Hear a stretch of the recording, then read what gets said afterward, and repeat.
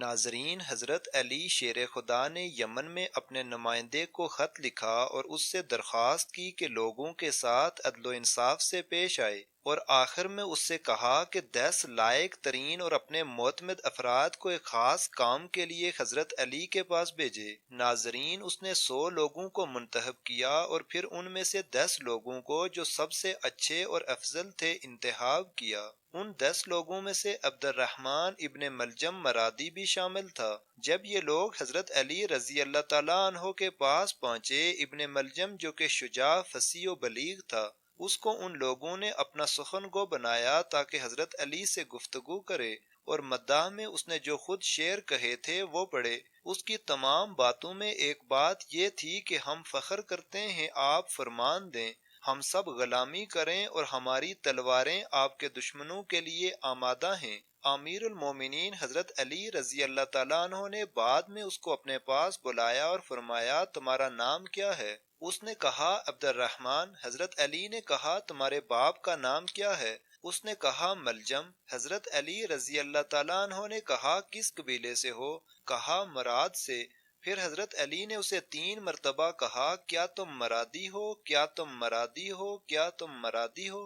ابن ملجم نے کہا، جی ہاں امیر المومنین۔ ناظرین، اس وقت حضرت علی نے زبان پر کلمہ ترجیح جاری کیا، ان للہ و انا الیہ راجعون۔ ابن ملجم صفین اور نہروان کی جنگوں میں حضرت علی رضی اللہ تعالیٰ عنہ کے ساتھ ساتھ تھا۔ لشکر اسلام نے خوارج پر غلبہ حاصل کیا تو ابن ملجم نے کہا، اے امیر المومنین، مجھے اجازت دیں میں آپ سے پہلے کوفہ جا کر آپ کی فتح و کامرانی کی خوشخبری کوفہ والوں کو دوں۔ حضرت علی نے کہا، تمہارا مقصد اس کام سے کیا ہے؟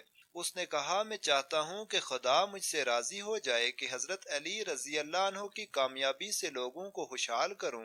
حضرت علی نے اجازت دی، اس نے جھنڈا ہاتھ میں لیا، کوفہ کی طرف گیا، شہر میں داخل ہوا اور بشارت بشارت کی فریاد شہر میں گونجی۔ اس طرح وہ گلیوں سے گزر رہا تھا کہ قطامہ کے گھر کے پاس پہنچا۔ یہ بہت زیادہ خوبصورت، حسین و جمیل اور دولت مند عورت تھی، لیکن بدکار اور فحشہ عورت تھی۔ طبقات الکبریٰ جلد 3 صفحہ نمبر 35 پر ابن سعد لکھتے ہیں کہ جب قطامہ نے حضرت علی کی فتح کی خبر سنی تو ابن ملجم کو پکارا تاکہ وہ اپنے باپ اور بھائی کے بارے میں پوچھے۔ قطامہ اسے اپنے گھر لے گئی، عزت و احترام کیا، مہمان نوازی کی۔ ابن ملجم پہلی ہی نگاہ میں اس کا عاشق ہو گیا اور اپنے دین و ایمان کو اس کے ہاتھوں میں بیچ دیا۔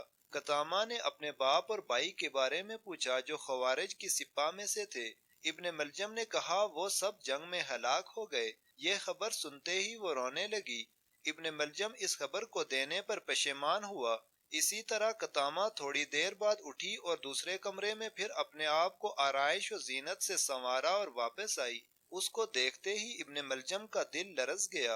ابن ملجم جو شہوت نفسانی میں اسیر اور اپنے اختیار کو ہاتھ سے دے بیٹھا تھا، قدموں سے خواستگاری کی۔ قطامہ نے کہا، اگر مجھے چاہتے ہو تو میرا مہر بہت زیادہ ہے۔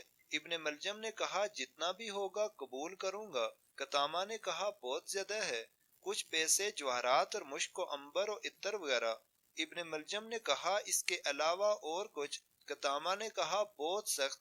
پھر وہ اٹھی اور کمرے سے گئی اور اپنے آپ کو دوسری شکل میں آرائش کیا اور واپس آئی، اور ابن ملجم جو جنون کی حد تک پہنچ گیا تھا کہا کہ اور کیا چاہتی ہو؟ قطامہ نے کہا، حضرت علی کا قتل۔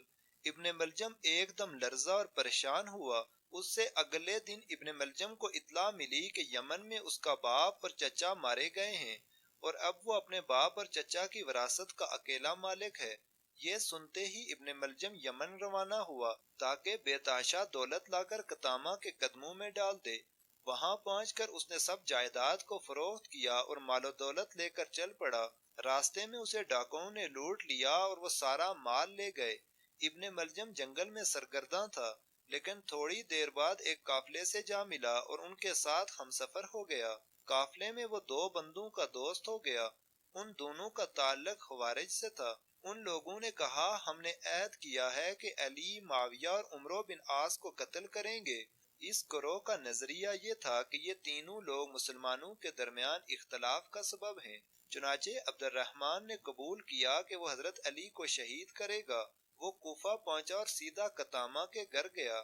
یہ فحشا اور خود فروش عورت اس کے لیے شراب لائی اور ابن ملجم مست ہوا اور پھر قطامہ کے پاؤں پر گرا اور اس کے وصال کی خواہش کی اور کہا جب تک حضرت علی کو شہید نہیں کرو گے تب تک ایسا نہیں ہو سکتا۔ ابن ملجم جو مجنون و پاگل ہو گیا اس نے کہا ابھی جاتا ہوں اور حضرت علی کو شہید کرتا ہوں۔ قطامہ نے کہا اس طرح نہیں بلکہ قتل کے لیے مقدمات ضروری ہیں۔ اس نے ابن ملجم کی تلوار لی اور اسے کچھ پیسے دے کر اسے تیز کروایا، پھر کچھ درہم دے کر اس تلوار کو زہر آلود کروایا۔ اس رات بدنصیب و بے حیا نے محراب مسجد کوفہ میں داماد رسول شیر خدا حضرت علی رضی اللہ تعالیٰ عنہ پر وار کیا اور تلوار سے ایسا زخم لگایا جس کے اثر سے 2 روز بعد حضرت علی رضی اللہ تعالیٰ عنہ شہید ہو گئے۔ کوفہ میں کوہرام مچ گیا، ابن ملجم کو گرفتار کر لیا گیا۔ حضرت امام حسن اپنے والد محترم حضرت علی کی میت کو نجف میں دفنا کر کوفہ واپس آئے تو حضرت علی رضی اللہ تعالیٰ عنہ سے پیار کرنے والوں نے حضرت امام حسن کو منبر پر بیٹھ کر خطبہ دینے کا کہا۔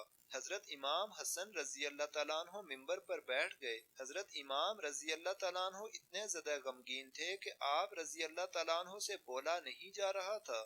حضرت امام حسن رضی اللہ تعالیٰ عنہ جب تھوڑے سے پرسکون ہوئے تو آپ رضی اللہ تعالیٰ عنہ نے کھڑے ہو کر بڑے جوش سے خطبہ دیا۔ خطبے کے بعد آپ نے حکم دیا کہ عبد الرحمن ابن ملجم کو حاضر کیا جائے۔ جب عبد الرحمن ابن ملجم پیشوا حضرت امام حسن رضی اللہ تعالیٰ عنہ نے اپنے والد حضرت علی رضی اللہ تعالیٰ عنہ کی وصیت کے مطابق عبد الرحمن ابن ملجم ملعون پر ایک خاصی ضرب لگائی، ابن ملجم ملعون ضرب لگنے سے جہنم میں پہنچ گیا۔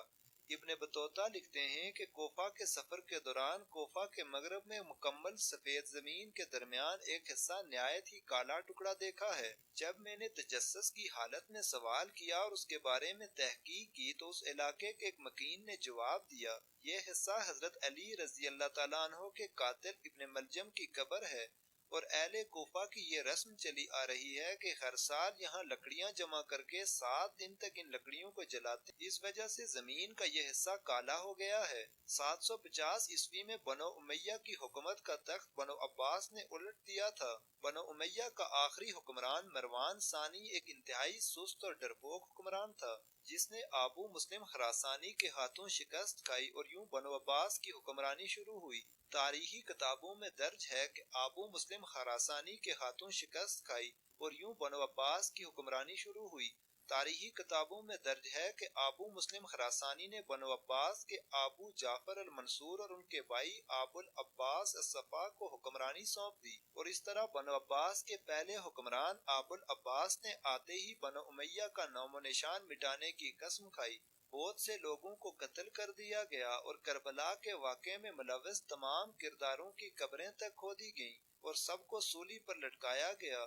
تاریخ ابن سعد میں لکھا ہے کہ کوفہ میں موجود ابن ملجم کی قبر کو بھی کھودا گیا، لیکن اس قبر میں ایدے اور سانپوں کے علاوہ کچھ نہ تھا۔ واللہ عالم، اللہ پاک کمی بیشی معاف فرمائے، اللہ آپ کا حامی و ناصر ہو، آمین۔